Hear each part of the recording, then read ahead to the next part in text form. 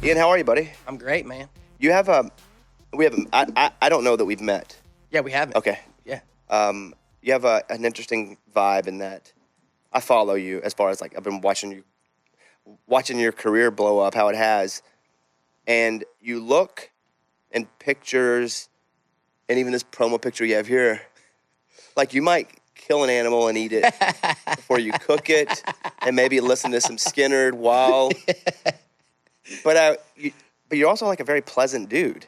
I didn't expect you to be so pleasant. Oh man, well thank you. and not you didn't seem not pleasant. You just your vibe, your music, your image, and that's who you are. Yeah. I mean, you're wearing a freaking Eagle T-shirt, like not the Eagles the band, like like just an eagle. Yeah, just a freaking eagle. Like that's you. But yeah, you're super pleasant, man. Thank you. Yeah.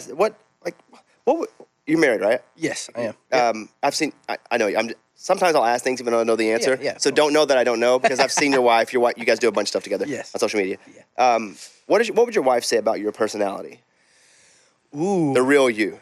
Man, she would say probably that I'm a party pooper. She actually got me a party pooper costume for Halloween. Does that look like poop?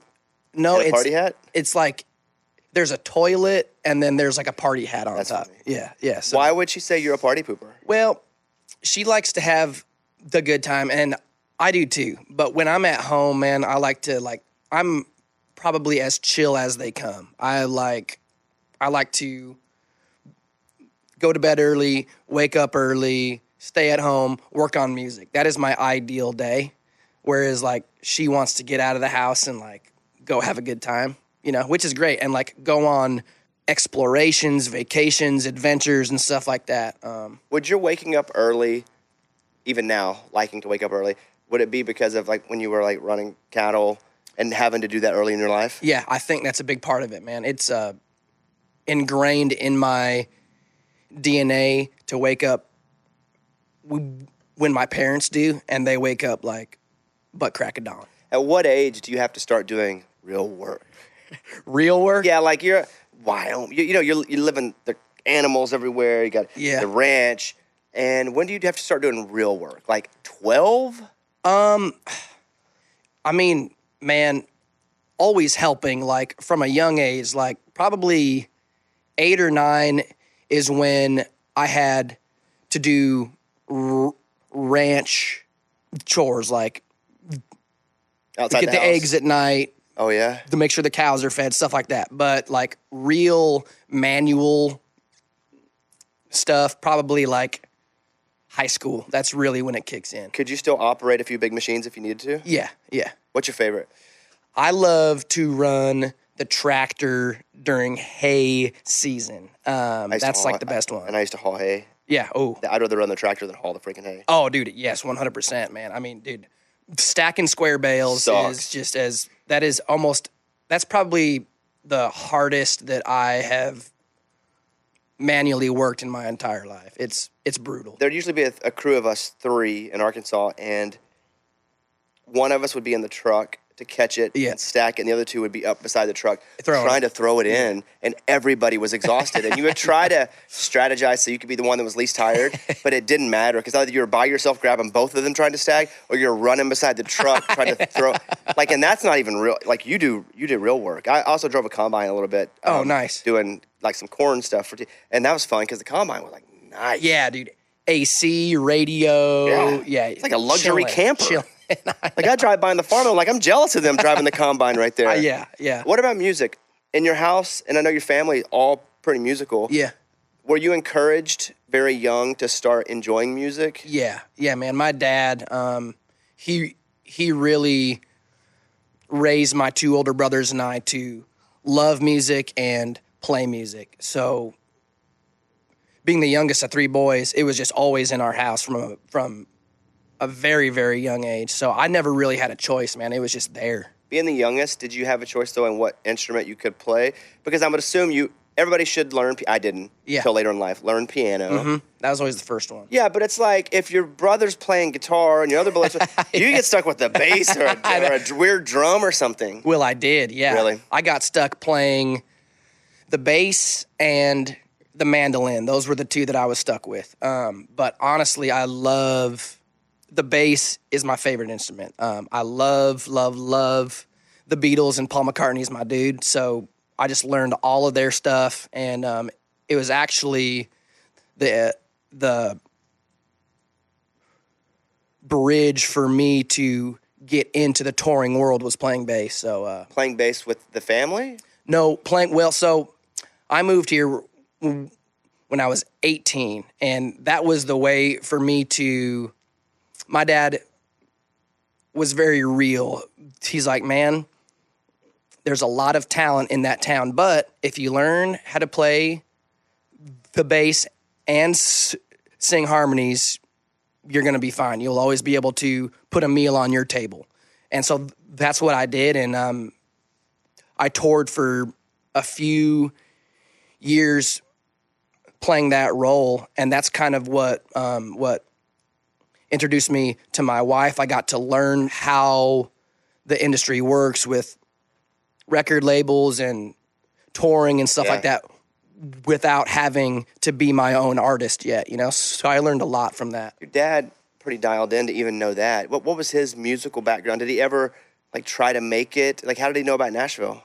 So he played in a group in Wyoming, and the guitar player that he played with, his name is Larry Johnson, and he was a writer here, just a monster player, monster songwriter. He actually wrote Don't Take the Girl by Tim McGraw, and so he learned from him the kind of what Nashville was all about. But my dad never, I mean, he's a cowboy through and through, wants to be on the ranch, can't stand Nashville, you know, so he... Hey, same sometimes, bro. He's Wyoming. Except for the ranch part, but yeah, same sometimes. Yeah, go ahead. Yeah, man, he's just Wyoming through and through, man. So that was never really on his radar. He just wanted to be able to play music and be a cowboy all at the...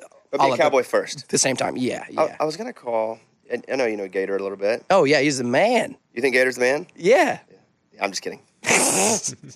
Hold on, let's see if Gator texted me earlier and he was like, hey, you want to play golf? I'm like, no, Ian's coming over. And I think he may have thought I meant like to play video games or something. I didn't really say like what you were coming over for. And who even knows? Let me see if he'll answer. I know he's on the golf course right now, but I have a question for him about you. Okay, cool. All right. Yo. What up? Hey, I'm here with Ian. G Money.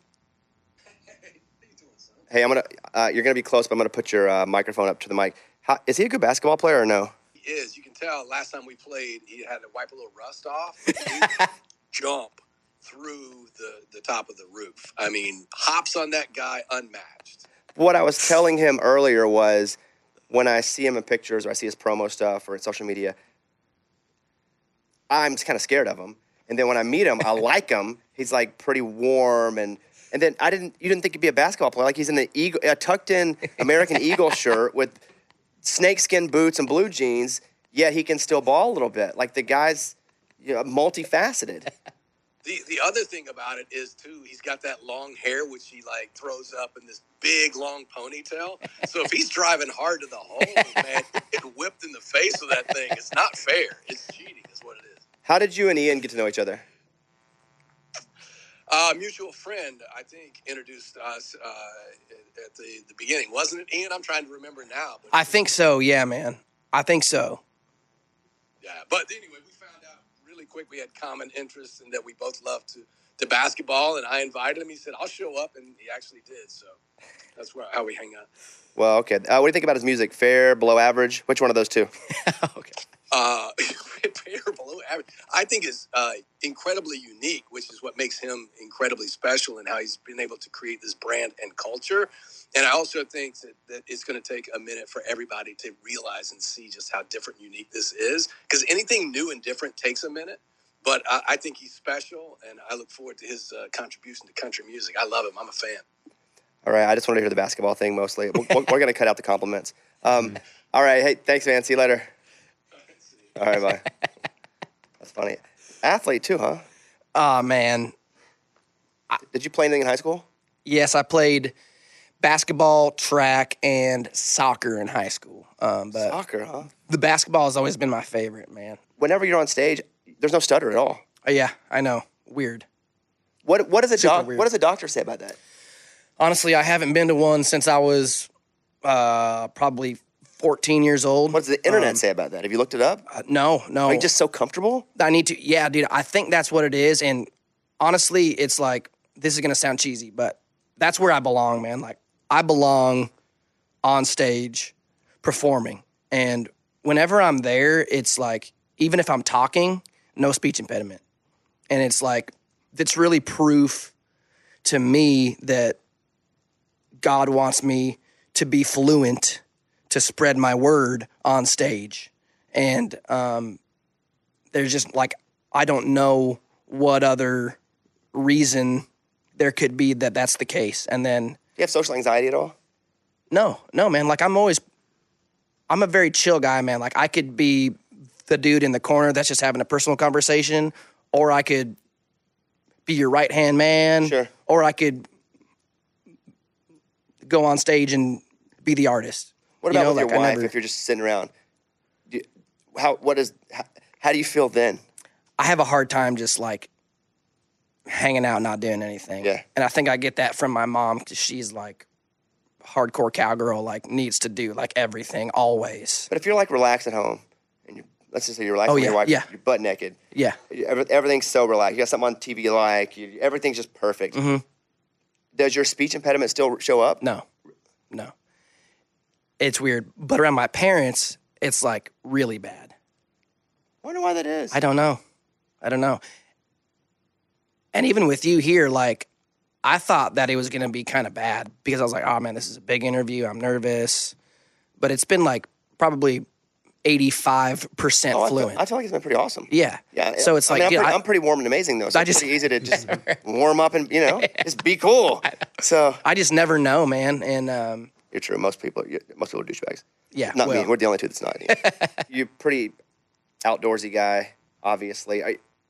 What I heard was you were doing a documentary, or at least working on one about, about Native American culture. Yeah, man. That's why I was drawn to the eagle on your shirt. Don't know if they have anything to do with Yeah. each other. Oh yeah. But so what is that about?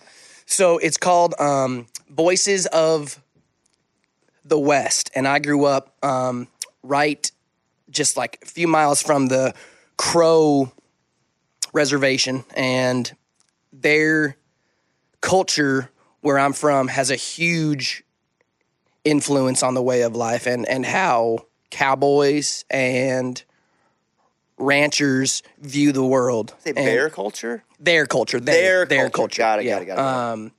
And man, just, it's one of those things that not a lot of people know too much about, because they're extremely protective of their culture. Like, there's not a lot of white people that know too much about it. Sure. And also, so let's be honest, it's not something that a bunch of white people want America to know. yeah, I know What they did exactly. and what they stole, the Yes. land they stole, and how unfair and awful it is, Yeah. the atrocities that happen.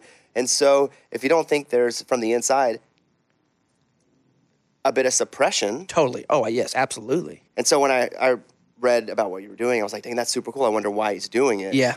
Man, I just, growing up with them, going to school with them, playing sports, and just seeing my friends who are Native Americans thrive right now is really, really cool, because there's a lot of times where you'll see a lot of stories about them that aren't positive stories. Sure.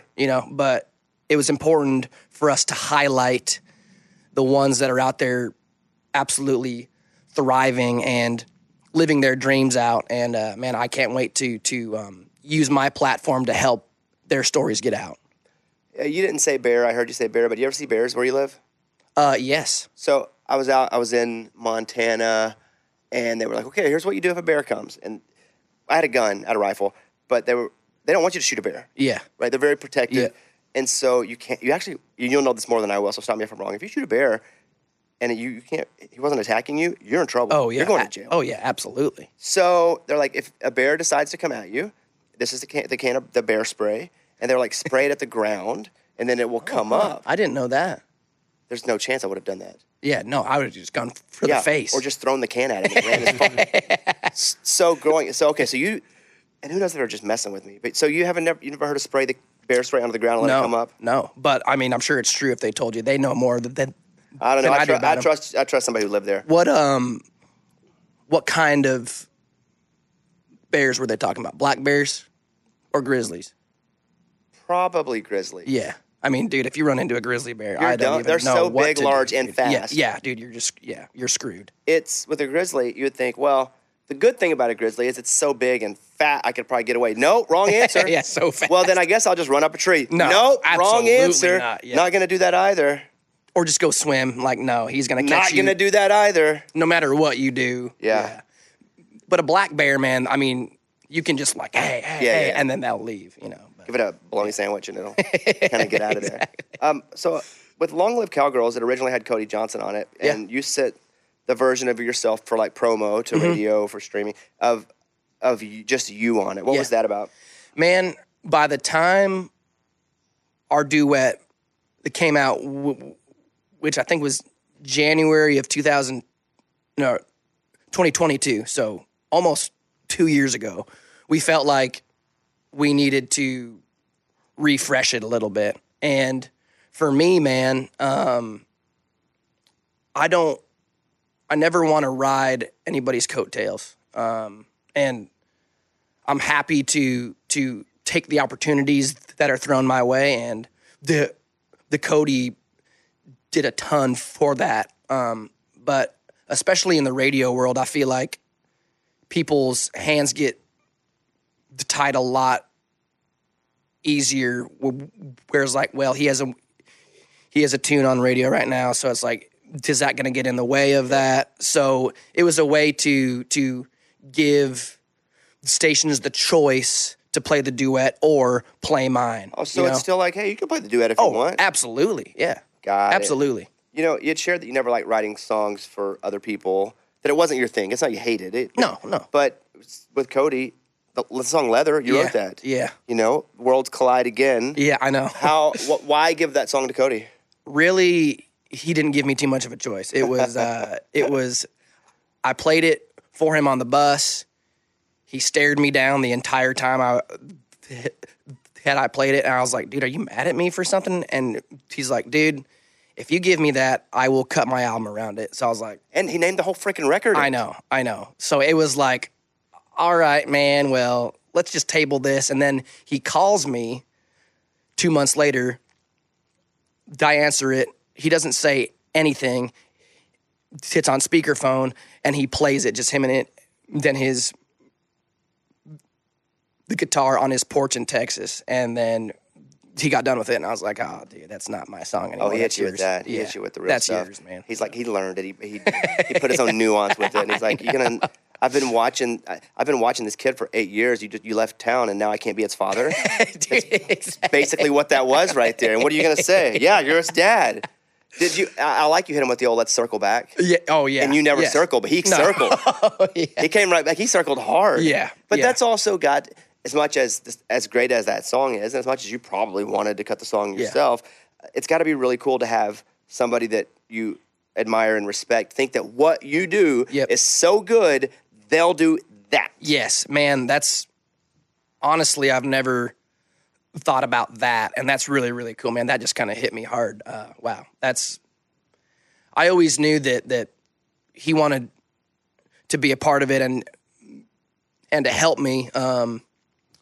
But man, that tune, I wrote it for my older brother, who is as cowboy as they come. Like, that is his. More than you? Oh my God. Oh, dude. 10 times. I live in Nashville. Let's be honest. Like, I don't know. I grew up on a ranch, but you can tell you're not trying to be a cowboy. Yeah. And that's the best compliment to a cowboy. You're not. Yeah, thank you. Nothing about you needs to be acknowledged as a cowboy. Yes, absolutely. Because you just know what you are. Yeah.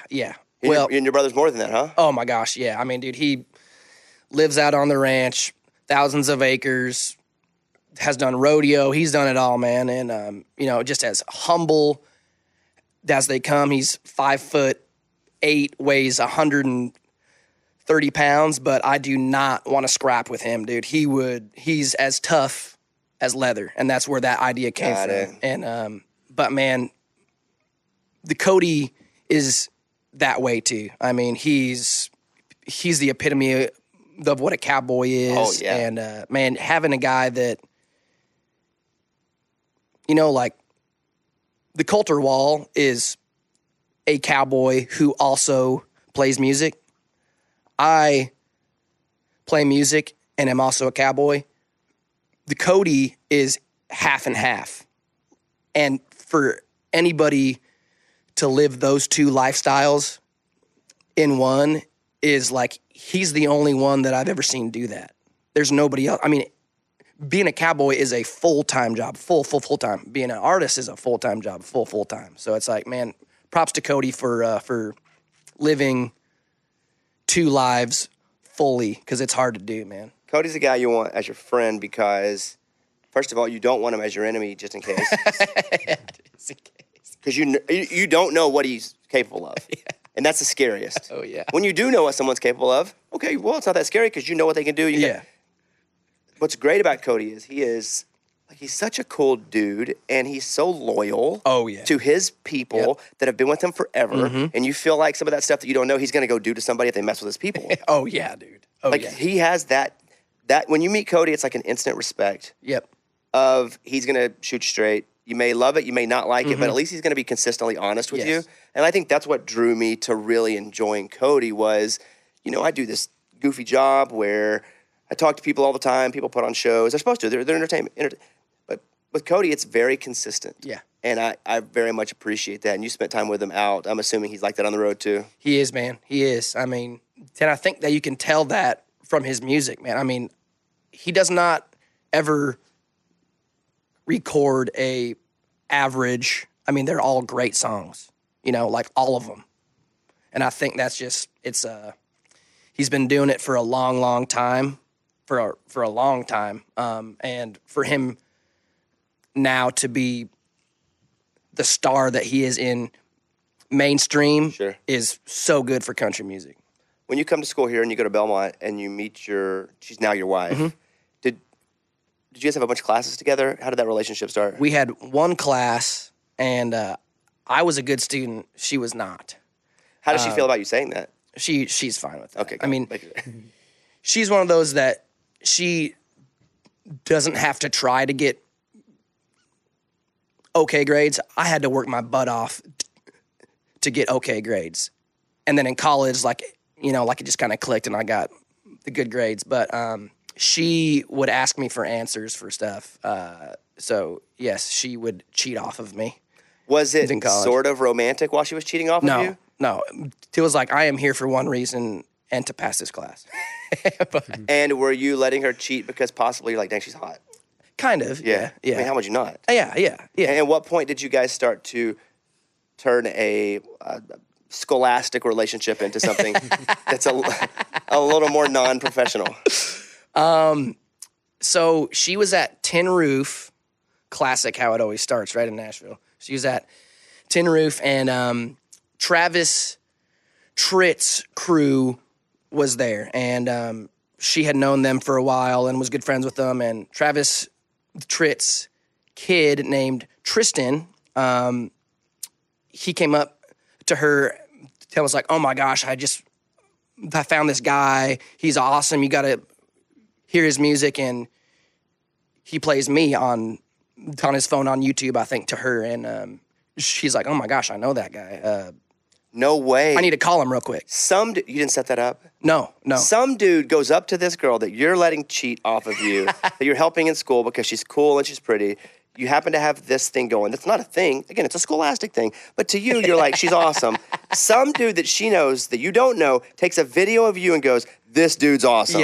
Yes. That's the greatest story I've ever heard, if that's true. It is 100%. Okay. And then she calls me, tells like, hey, like, I know it's been a while, but you need to come down here. And so... To the bar? Yes. Got it. And I'm not that kind of guy. I was in the studio, home studio, making music, and I was like, gosh, I do not want to do this. I'm like right where I need to be. Turns out going out to the bar is sometimes where you need to be. apparently. And I did that. And What was that night like? It was She actually like, you need to pretty get chill. here. Yeah. But did she? Was she like kind of interested now because there was a different side of you she saw? I think she really just wanted me to meet them. And it's like, all right, Got it. She's still thinking about. I knew her heart as like, dude, you have a pure heart and you want what's best for me. And it's like, that is just it was just a very organic way for her to be my manager. And then through that, we fell in love like a few months later. Did you feel when she was managing you? Because again, you didn't start dating right when she started managing you. No. But did you feel when you guys started dating that you needed to hide that for a while? Yes. You know, I was a 24-year-old new artist, no labels deal, no publishing deal, no agency, nothing. And she was a brand new manager, didn't have any employees, just new people in town. So we were like, hey, I think for people to know that we're for real in what we're trying to do, let's just make sure that we keep it professional. And then we announced us going out for the first time when she was pregnant. So hold on, wait. Surprise. Yeah. So how pregnant though? I mean, large. Okay. So this is my question, and I was going to get to this. So she's like, she's pregnant. You know, she's pregnant, but she's not dating anybody. So what's that story for the first 5.5 months? Honestly, I don't even know, dude. Immaculate conception? I think she told her good friends. I told my good friends and my family, obviously, and her family. But honestly, I don't really even know how people didn't. And I think a lot of people thought that we were going out. Yeah. Even before she was pregnant, just because it's like, all right, these two are always together. They've been together for 2 years. They're both young, you know. But yeah, we announced to the world that 1, we're dating, 2, we're going to have a child in 3 months. It's a lot of announce. Yeah. That's a big announce. Yeah. It's like a double. A lot of likes on Instagram. Yeah, it's a lot of double announces. Yeah. So, and then what was it like having a baby? Awesome, man. It was the best thing that's ever happened to me. And you know, I've always been music. If I'm not spending my time creating music, I'm wasting my time. Having the child totally changed that. Whereas if I'm not with him or creating music that's going to help him, then I'm wasting my time. And it gave me a new perspective on creating music, which has helped my music, which is kind of, you don't really think that those two things go hand in hand, but man, they do. And he is the man. I love being a dad, dude. It is awesome. The interesting thing about your baby, and I'd not seen it with another baby before, but when he was born, he had a beard and long hair. And I'd never seen, on a baby, I just knew it was your kid, though. With the eagle shirt. Yeah. Yeah, I was like, that's Ian. Hey, that's Ian's kid. You can definitely tell there. So all the Munsick boys, what's up? Where are they? What's the music still? Do you ever get back together and play around? Man, yeah, we get together a few times a year. I always try and throw them on at least one gig a year. But man, they're in Wyoming. I mean, they all 3 live on their own ranches, and they don't really like leaving I wouldn't either. their ranch. I don't like leaving here. I know. I don't want to go anywhere ever. Yeah. And you're probably where it's like you probably travel so much. Yeah, that's when I'm home. I just want to be home, dude. Yeah. I mean, earlier I just felt you when you said I'm kind of the party pooper, but it's when you're always having to be at the party. I know. Or throw the party. That's the real thing, The man. last thing you want to do is go to another party. Yeah, yep, yeah. So it's like I never want to be gone. I I've know. gone so much doing that it's like when I can be home, I just want to be home. Yep. How's playing these shows and playing a bunch of shows at night? How's your voice?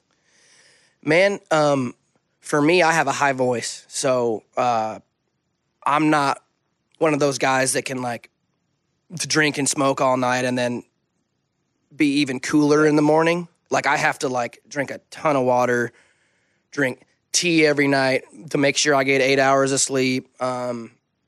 It's kind of like my whole world really revolves around my voice, which is good for my health, honestly. It makes me want to take care of myself. Not always convenient, but macro. Yes, it's definitely good for you.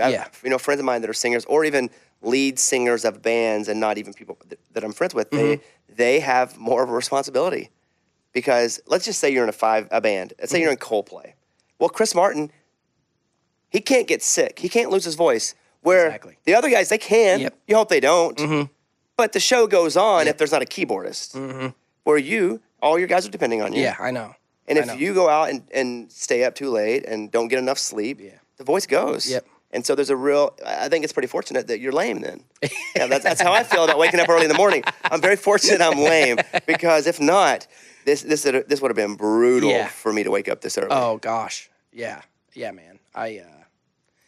It's helped me take care of myself, and I'm jealous of people that don't have to take care of their voices. Same. But at the same time, it's the macro thing, like you said. Yeah. Music growing up, because again, it's this kind of juxtaposition of a cowboy versus somebody who's I would assume you're a millennial or Gen Z, right in that. Like 93. Okay. Yeah, so you're a millennial. Whatever that means. Yeah. So here you are, and you got that mixture of cowboy, which I think classic country, which I think all of those influences of not even Nashville country, like some of that California stuff, like some of 100. But then also, you had streaming music. So what was it for you that you would listen to all the time? Okay, so being the youngest of three boys, CDs were it for me. And my brothers had those huge albums, that you'd flip through with the four on each side. Yeah. So stealing my older brother's albums was Blink-182, Sublime, Eminem, Tupac, System of a Down. Those were kind of the main ones. And dude, those albums I just wore to death. Same. Those were really the main influential artists of my teens. And then when I moved away from Wyoming was really when I was like, oh my gosh, like I need music that can make me feel like I'm back home now.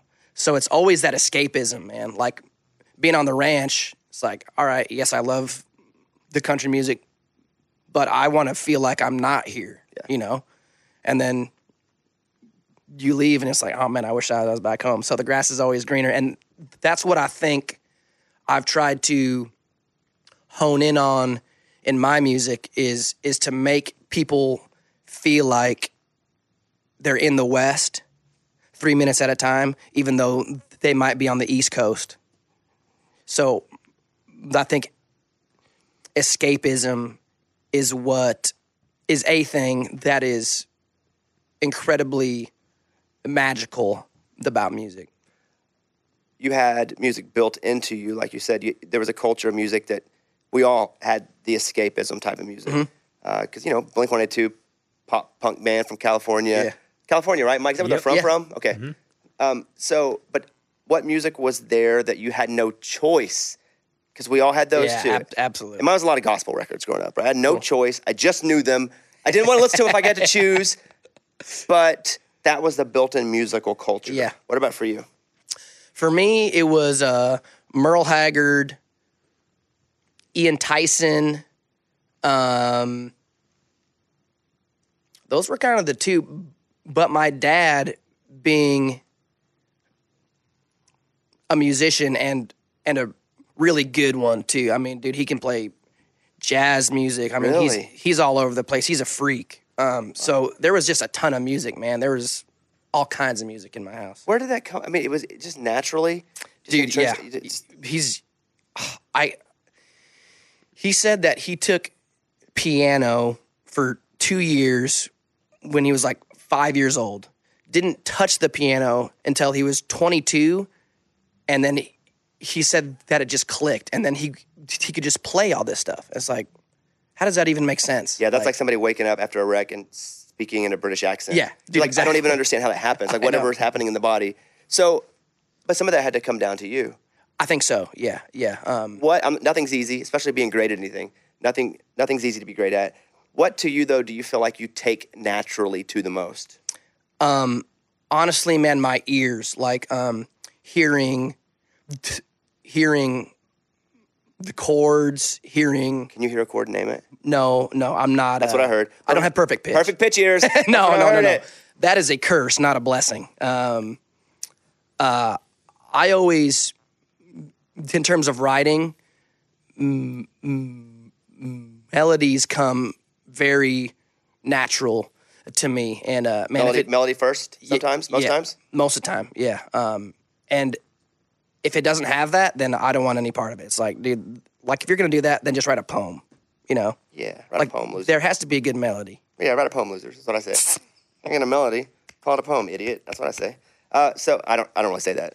I'm just being cool right now. White buffalo. What does that mean? So in Native American culture, it is a omen of good things to come in the future and a return. Really? So if you see one to the old days, yes. It's like the opposite of the black cat. That's exactly right. Yes. Yes. Green grass, plenty of animals to hunt. That's what the white buffalo means. Mm-hmm. Would anybody own a white buffalo and like just strategically drop it off places? Because that would be legit. Like you hire a white buffalo. That didn't happen. Okay, never mind. I don't want to scam, but I know a lot of people have them. Really? Well, a lot of people. There's more than 3. I get tagged and stuff all the time. That's like a white buffalo that was just born on a ranch, and this guy owns so it, cool. You know? Yeah. Is it supposed to be super good luck if you have Yes. if like a white buffalo was born to you? Oh yeah, big time. Yeah. I always heard if you see a dog taking a dump, it's good luck. Oh gosh. If you drive by, you ever see that? I mean, you ever hear that good luck? Like if you drive by and a dog's in mid dump, like that's supposed to be good luck. Well, hey man, now I know. But if you see a white buffalo taking a dump, that's probably gonna get a lottery ticket. God dang. Yeah. So white buffalo, obviously it means something to you personally. Mm-hmm. I mean, you told us what the actual meaning is. Why take that and personally put that with your brand? Man, so I had that idea for a title. So we wrote it, and after we wrote it, I remember I played it for my wife, and she's like, "Oh my gosh, that needs to be the title track." And that's kind of what sparked the idea to do the documentary and to really incorporate Native American themes in our branding and all of that. And man, it just, there's a certain spiritualism that goes hand in hand with the part of the country that I come from that I think people are so attracted to. And it's the land and the animals. And that is like the perfect icon to encapsulate those things. If you go back a few years, maybe your last, I may mess this up, so tell me if I do. Going from memory here. But Coyote Cry. Yeah. Uh-huh. Okay, so was it Coyote Cry then White Buffalo? Yes. Okay. So, here we go. We got another animal. We got Coyote Cry. What's up with that? That is a lyric in my song Long Haul. And Long Haul was kind of the tune that is my first gold record. It introduced me to a lot of people in mainstream country music. And it was a lyric in that. So like I always had the idea of like, okay, that could be a cool name. And then I was like, I do this howling thing to quite a bit to my music. So it kind of like is like a wink to that as well. The howling thing is like almost like Jason Derulo. It's kind of, you know what that is? I do, yes. Yeah. Of course. Just making sure. Because if not... Another one. Yeah, or... Yeah, it's like you're... You know. Yeah. You know. Yeah, man, exactly. You're going out with Lainey Wilson. That's pretty cool. Can't wait, dude. Man, beast. Crazy. I know, dude. I used to live right down the road from where I live now, and whenever Blanco first... Before the Get Up blew up, there was a video of him and Lainey doing the Get Up, that dance, and went viral, and they were dancing in the parking lot of their record label. I texted Lainey. I mean, she barely had a deal. And I was like, hey, will you come show me how to do this dance? And she came over to the house, showed me how to do the dance. And so I got a little crew over to shoot us doing it because it was going viral. I thought it'd be funny to do. And I was like, Laney, do you want to get in the video? And she's like, nah, nobody's going to know who I am. They're just going to be confused if I'm in this video with you guys. Wow. And now... How many years ago was that? Like 2018? 2018. Okay, so yeah. 5. Yeah, I mean, not that... I mean, but really, in the grand scheme... Oh, dude, yeah. Not that long ago. I know. And to see somebody like her, and what's crazy, and this is how I'm going to get it back to you, is that, again, I've known Laney when she was just I'm from Arkansas. She's from Louisiana. She got a very thick accent. When it was just hilarious that her accent was so thick and she was Laney, and that's just who she was. But now to see people be like, that accent's fake. Yeah. She's putting on. Yeah. Like, no, none of that's fake. Yeah. I've been knowing Laney for a long time. It wasn't fake then. It's not fake now. So, but somebody who has, again, her brand is so much of who she really is. Same with you. Do people ever go, come on, dude? Oh, yeah, all the time. Like you faking it a little bit? Yeah. Especially now where the Cowboys are cool and like the whole, like the Yellowstone thing. It's like, oh my gosh, like you're not really from a ranch in Wyoming. It's like, dude, all right, if you don't think so. But just start talking Australian and then be like, but don't tell anyone. Dude. So I imagine, because again, you're so that, but you're so naturally that people have to question it because you're so good at it. Well, gosh, I don't know, man. It's just being from the state of Wyoming. There's nobody else in country music from there. Like, have you met anybody from Wyoming? Well, funny you ask, because I'm going to give you a bad answer on this one. Oh, come on. I played Frontier Days with Toby Keith. Oh, what? And yeah, so there were a bunch of people, and then we were next to last, and Toby was right then. How long ago was that? 3 or 4 years ago. Okay. And so I'll see if you can guess who the artist is. And so we're playing. I already know who it was. Chancey Williams? No. Ned Ledoux. Yes. It's Ned Ledoux. And so Ned was playing a couple spots in front of us, and we were just talking about Wyoming. And so when you said that, I think you're right. Nobody that like has super crossed over that like general public would go, Wyoming. Yeah. But I cheat. I was there. I played it, you know. You were in Wyoming. I was in Wyoming playing from with Wyoming. Yes. But yeah, it's kind of cool. Being from Arkansas, there aren't a lot of people that, my state's pretty impoverished, and there's not, for me, there's not a lot of people that have the resources to get out. Where Wyoming is, you guys have your own culture that's important. You're ranching, like what you guys do, it's different than being impoverished, but that culture's not to get out. No, it's to do a freaking awesome job being in. Yep. And so it makes sense there's not a lot of people that are like, Wyoming. Yeah. Dude, I mean, of my classmates, I think 2 or 3 of us aren't in Wyoming anymore, you know? So, but we only had a class of like 30 people. So that's kind of a high percentage, I guess. Hey, But I went to a small school too. Yeah. My whole school, kindergarten through 12th grade, was 600 people. Yeah, that's pretty small. But yours had to be that size. Yeah, ours was, high school was 100 kids. You're smaller then. Yeah. Well, would you go back? Let me change it up. Would you want your son to go to a small school? Absolutely. Because? Because, oh man, I could go on and on and on. Really, people are just good people. The smaller the group is. I would definitely agree with that too. Yeah, pack mentality makes people dumb, mean and angry. You see it in politics. Yeah, dude, exactly. The more people fall out into their group, the less they are of the person they are. Exactly. Regardless of the group. Because they feel like they have to maintain the identity of what that group has said their identity needs to be. Yeah, it's a small school. That's good. What was your school like? What was your mascot? We were the Eagles. Of course you were. Makes sense now. Of course you were the freaking Eagles. T-Birds and then the Eagles when you get to high school. Yeah. Oh, so you're like Boy Scouts, Cub Scouts, Boy Scouts. Yeah, T-Birds. Exactly. Wolf, Pack. And the Eagles. Were the schools? Weebelo. Yeah. That was Cub Scouts, Boy. All that. Yeah. I was a Cub Scout. Didn't quite make it to Boy Scouts. Did you make it, what's the highest that you got in the Cub Scout animal? I don't think very high. Tiger? I don't even remember. I was trying to get those badges, though. And I was disappointed I couldn't get a cookie badge. And they were like, that's the Girl Scouts. And I was like, well, that's the one I want. I want to get Want to be a brownie? Yeah, I want the freaking cookie badge, man. The schools in Wyoming, like where you went to, were they a long ways away? Like, did you travel a long ways for away games? Oh, dude, yes. I mean, over mountain ranges, prairie, That's so cliche and awesome and but kind of true. brutal. Yeah. Yeah. Yeah. That's crazy. Did you guys have like area rivalries? Like, Yeah. your range sucks. All right, no, your mountains blow, man. Yes. Yeah. Our rivals were on the other ends of the Bighorn Mountains, which is only like an hour away. But man, just hated each other. It's like, dude, we have the same mountains, and it's like we're in the same area, and we Then just you hate get to be each other. 28, 32, 47, 53. Then you're best friends, and Yeah, then and you you're all like, live you together. grew up together the Yeah. whole time. Yeah. Yeah. So what do you think about Nashville? I like it, man. I think that this is the only urban area that I could ever live in.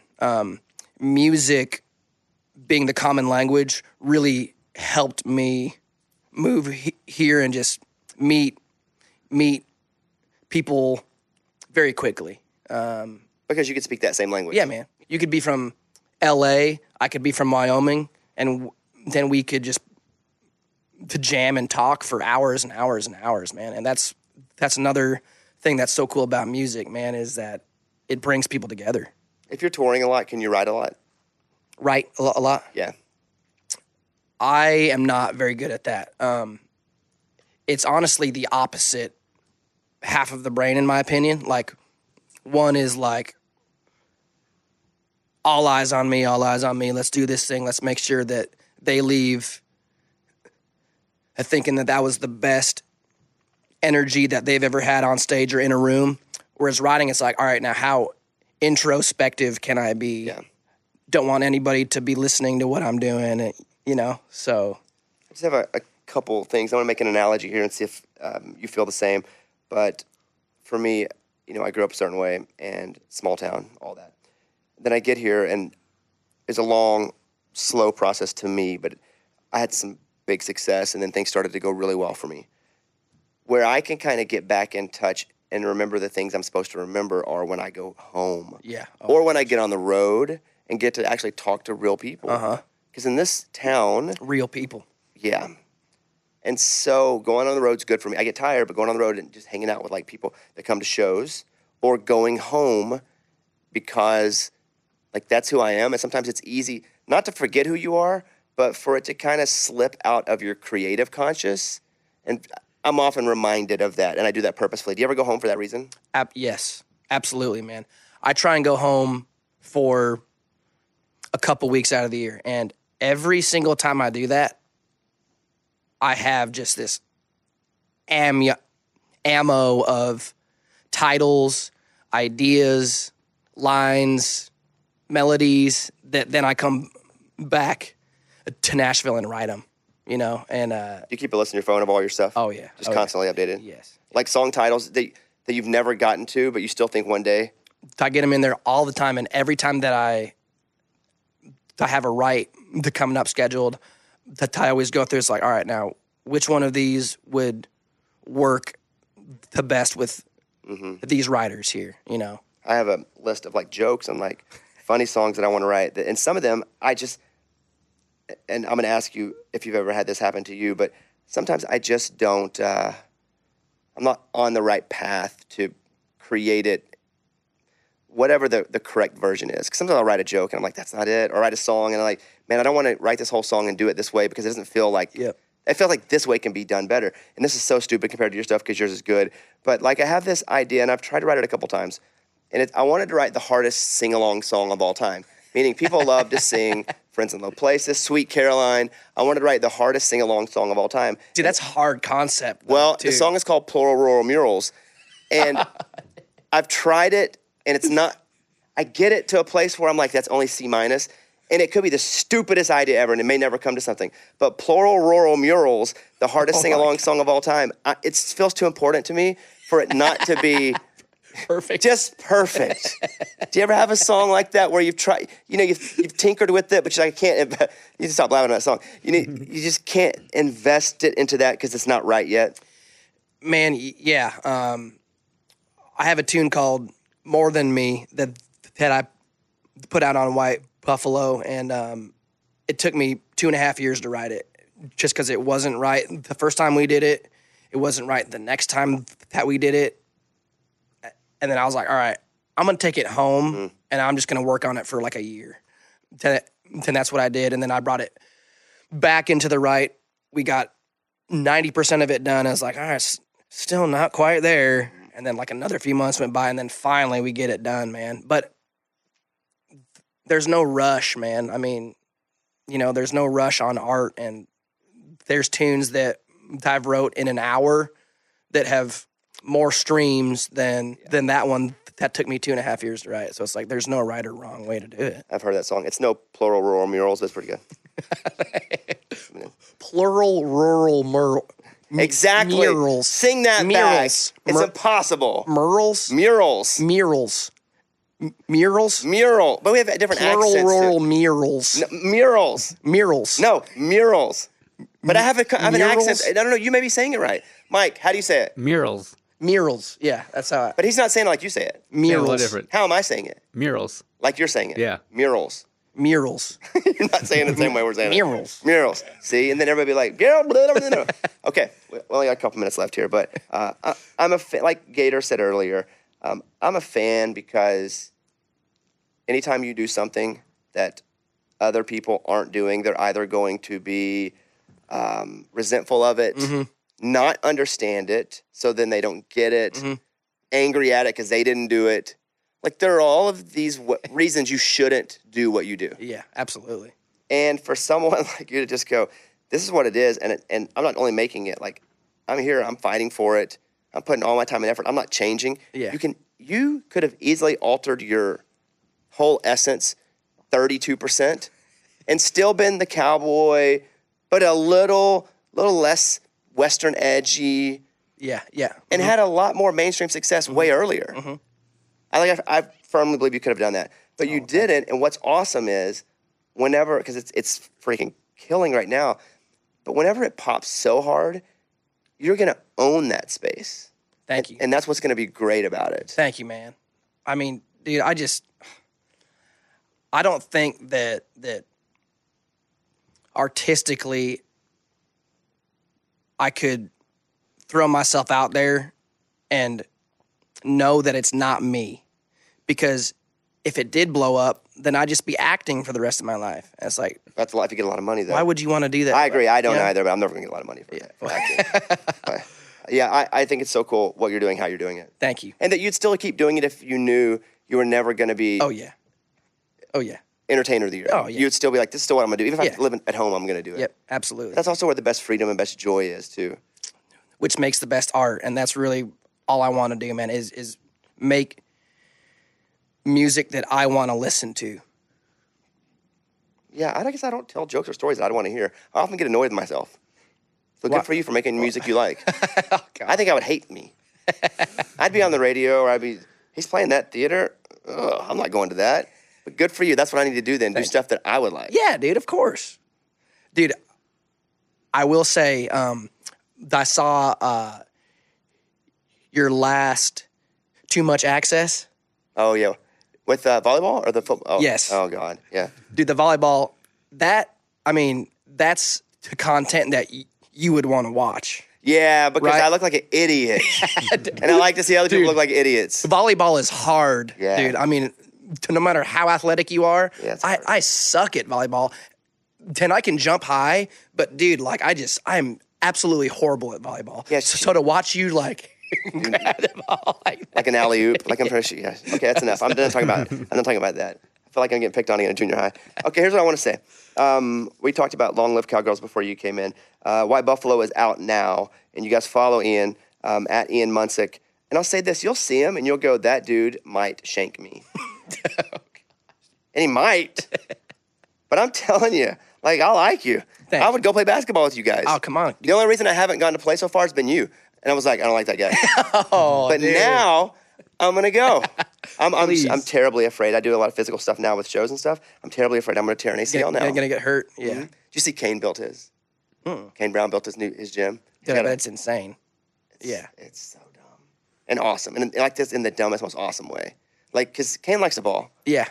and so he was like, "Screw it, I'll just build it." It's awesome. Is it like an indoor Yeah. court with like the Yeah. hardwood floor? Yeah. And oh my gosh. I won't that blow up is a spot too much, but yep. Dream come true. And he's got like a gym, like That's amazing. And it's amazing. All right, look, Ian, I enjoyed you, man. Thank you for having Yeah, me. you're freaking awesome. Tell your Thank wife I said hello. I don't know her will. either, but again, I see you guys on social media, and I figured that of the two, I would like her way more than you. And to be honest, I still feel that way, but I like you a lot too. All right, buddy. All right, you guys follow Ian at Ian Munsick. Long Live Cowgirls is the song. You guys go stream White Buffalo, and if he comes to town with Lainey or himself, go check out a show. It's what you're doing to me is, I just like it when somebody knows who they are and they go after it, even though it's not easy. Thank you, man. All right, there he is, Ian.